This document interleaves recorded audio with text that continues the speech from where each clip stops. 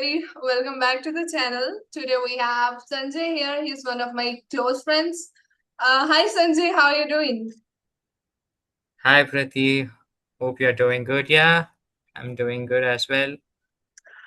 So I want you to give your introduction first. My viewers would love to know about you a bit. Oh, well, hey guys, I know this girl for a long time. So, I myself, I'm from Tamil Nadu, where I've done my schooling and my colleges, everything in Tamil Nadu, and I'm currently an MBA student in one of the IIMs. So, I gave CAT and I cleared the cutoffs, and currently I'm in my first year in an IIM doing my MBA. So, that is a gist about me, actually. Okay. So you have So, cleared yeah. CAT, right? How was your Yeah, experience with exactly. it? How many years of Well, preparation? okay. So I would say it actually hit at me where I came to know there is an exam called CAT and we have to give this exam, everything in my college first year, where we have an orientation where like they just told what is CAT is all about, what is MBA and stuff. So that where it actually hit me so hard and I got fascinated about the things. Okay, there is something called as IIMs, which were like it's best in the management sees, the hustle culture, everything. It was fascinating. So that's where I came to know, okay, this is what I wanted to do. So I think in my CAT preparation was around 3 years, and I took a break year as well as. So then it took me around 3 years to crack that particular exam. Okay. So you So that was started pretty the early. story. Like 3 years are a lot, Yeah, I man. would say So exactly because I would say that I had a lot of sacrifice in my college times because if I have to be precise, my college timing was 8 to 1. So exactly what happened is 1 o'clock, all my friends used to be like, bye Sanjay, and they used to go off. So me and my friends, I mean, I would not say like lot of people were like accompanying me, but perhaps I would say like at least 2 to 3 were like there for in cat preparation. So we used to go have a lunch. So technically it became like a full day, second year and third year. So I got enrolled in second year. So initially, so exactly what exactly happened was it was like a my cat classes were like scheduled of 2 to 4. So technically, it became like another full day for me. Where morning will be my college, evening will be my cat coaching, and so that was a kind of sacrifice I would say. And I'm ended up in an IIM. I don't want to disclose it actually, which I am in all about. But that was the timeline and that was the storyline of that, I would say. Then I again the first attempt I could not able to clear the cutoff, especially in quants, and then in second attempt I cleared all the cutoffs, and that's how it is actually. okay, yeah, it's a hell lot of sacrifice because for me, when I think about college, college should be all about fun. Yeah, We would be hanging around with friends and everything, but like exactly. you had to prepare all those years. So I cannot imagine doing the same actually. Like it would be so hard for a Well, girl me like either. me. So yeah, that was insane. So how's your experience Mhm. so far studying in the top college? Well, if I have to be honest, no sleep. Mhm. Deadlines are sacrosanct, I would say, as they used to say in a college. So yeah, that was the major two phenomena that I'm experiencing in my college currently. So I would say more or less it was a good, like I'm meeting a lot of people, new culture, diversified background. The teaching styles are very new, the CPs and all the stuffs are like we have heard from our seniors and from the interviews. But perhaps when you are in those shoes, you it's a completely different kind of an experience from a B school in India. If you're like say like top 50 B schools in India, if you enroll yourself into those kinds of B schools, I think your standards will be like completely different when compared to other B schools in India, I would say. So yeah, that is the kind of a gist that we are experiencing. Amalgamations of all stuffs. But yeah, if you ask me, what are the key points or like how was an experience? I would say like hectic, very hectic, and yeah, I think not only for me, for all the people, it's hectic only. So I would not say much about it. So yeah, that's the thing. Okay. Okay, now let's move on and let's talk about English a bit. So, Oh yeah. like, how's your journey of learning this language? And like, if I talk about Mm-hmm. South India, first picture that comes in my mind is that South Indian peoples are so literate, because of like literacy rate there. It's not the Yeah. same with north side of India, and Hmm. also people speak English there a lot more than Oh North yeah. India. It's Mm-hmm. common thing there. So was it easier for you to like have communication skills and Mm-hmm. to talk in this language, or was it different?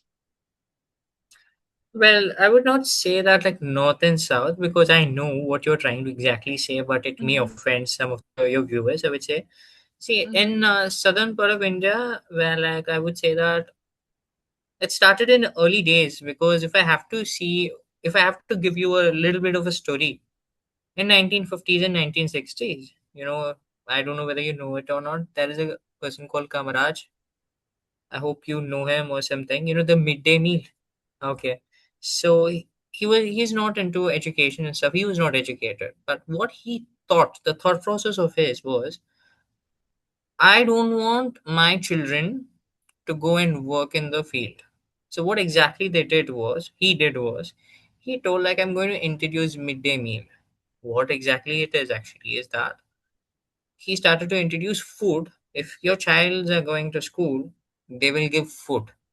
Oh, So parents, what exactly did in 1950s and in early 1960s, what exactly they did was they started to send their children to school because they can have food. So if you see like our grandparents, I'm talking about 1950s and yeah. 60s, mostly it will be not our parents but our grandparents actually. So they started to get educated at least till 10th or 12th. In my state, I'm from Tamil Nadu. I'm talking predominantly about it. I think more of South Indian states are like they follow that. So what exactly happened? So when they got educated, when they had children, they want them to do at least one degree, not till 12th, but at least a degree holder. So our parents became a degree holder. So when you have your parents as a degree holder, they will no parents mostly in Indian culture they will not say that we need not have to have a son or daughter to quit the school and go to entrepreneurship. There are parents who do that, I'm not denying it, but perhaps if you see the majority chunk of people they will say like just go and study at least one degree. And in our time, like I'm talking about you and me, this era, so they are going for double degrees. They're going for double degrees is bare minimum. When I was talking to some of my friends in my undergrads, when we were talking, I was very clear that I want to do an MBA. Some people told I want to go for abroad. I want to do an MSc, and I wanted to do PhD. So their thought process is like that.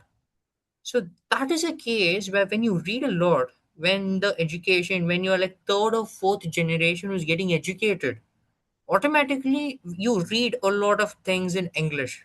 So you get habitual of that particular language. So this is the whole storyline why South can be a little bit better in English communication, I would say. So this is the whole entire storyline, how the politics define the stuffs, I would say. So this is what exactly all about happened. As far as I know, I have read and I have heard, I have discussed with a lot of people in my age group and with my parents too. So this is the structure, this is the mantra where the South can able to, have a little bit upper hand, I would say, not demoting anyone again. But this is the answer for your question. It may be a good learning for your viewers too, actually. So this is the exact structure they followed, and it's been successful for decades to upcoming decades too. I hope that was a long answer. Yeah, I'm actually like, I didn't know about this story actually. Like you have had a lot of knowledge about all these. And yeah, that Well, man like, who started mhm. it, he was so like wise, like to come up with this kind of idea. Okay, we can start this thing called midday meal. Then Yeah, parents will send their children in the school, and then eventually they will end up yeah, studying. So he was so wise, like exactly. I've seen like some of my friends also. They used to ask me like, bro, like I can't able to speak. I can able to understand the language, but I can't Mhm. able to express my emotions. For example, the anger, the cryness, they can't able to express. So I would say like, bro, it was very difficult for me the initial days to at least articulate a language. Then I came to know like only with practice. See, reading is number one. That is like that's a foundation level. Like that's a very bare minimum you can able to do. Next, second thing, non-negotiable is practicing it, communicating. Whatever it may be wrong, it may not be grammatically correct always.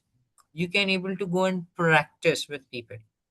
Practicing plays a very, very, very pivotal role where like it will elevate your standard, your communication, and it will make sure people the way they see you will be completely different if you are a good communicator. If you have a very firm hold in the language and you can able to articulate it in a very good way, trust me, the corporate and especially in India, the way that they see you is completely different from a person who's extremely good in the tech part, extremely good in the job, but fails in communication. Then I would not say he will not have the same reputation as you. And another one I would like to say, it's since because it's English, non-verbal communication plays another very important role, which I'd like to highlight. What do I mean by non-verbal communication? NVC, like hand gestures, nodding your head, eye contact, introducing yourself. These are all like that is non-negotiable. These are all the soft skills we call it as in amalgamating all these phenomena into two words of soft skills. But it's more than that. It's about how do you present yourself. It's like selling yourself with your mouth. That is a very famous saying, like selling yourself with mouth and your body, because that's how it's all about. Interview is all about. Since I'm from the HR background, I'm just telling you this. It's about like when you see someone, how do they communicate, how do they sit, how do they talk. Everything plays a very, very important role. These are the extra tips for your channel and for your viewers, I would say. Like, Yeah. there are people who study from Hindi medium, there are people who would be studying from Yeah, Tamil medium. obviously. So, like, Exactly. obviously, you have studied in a school which was a top class. There, you used to talk in English with everyone. So, what do you feel when you Yeah. look at those kids who are struggling with English and those kids who are maybe from Hindi medium or Tamil medium or Urdu medium or whatever? What do you actually think? Do you Okay. feel like I was lucky, or like what do you actually feel? Oh, yeah, yeah, sure, sure, sure. I would say like I was blessed and I was lucky. God has been very kind, in that way that I would say that. But I would say like there are so many people who have studied from Tamil medium who have achieved so many good things. In Hindi medium, so many good things. Exceptionally good in communication. The one Yeah. example I would say is that the whole entire nation knows is APJ Abdul Kalam. Yes. Mm.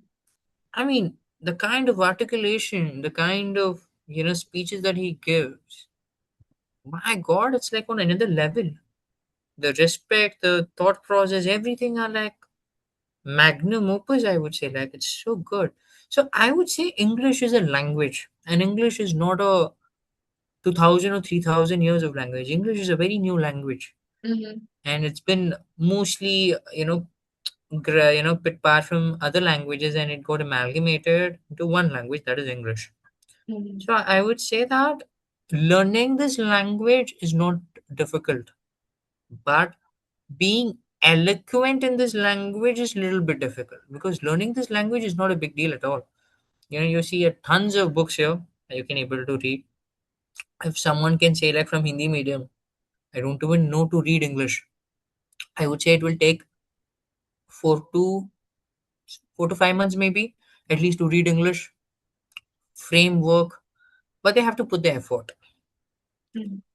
To answer your question very precisely, I would say that they have to have a little bit of exposure and little bit of what can I say, interest towards this particular language. I say one thing: give your time. Give your time at least 30 minutes every day. If you give your time and put the effort at least for 6 to 7 months, just imagine how much efforts that you could have put on, and what kind of command that you'll be having over a language. Put some efforts, maybe like not 30 minutes, maybe 10 minutes. ABCD, learning the letters, alphabets, I would say. That will make a huge impact for any kind of linguistic background they come from. I hope I answered your question. Yes, I got it.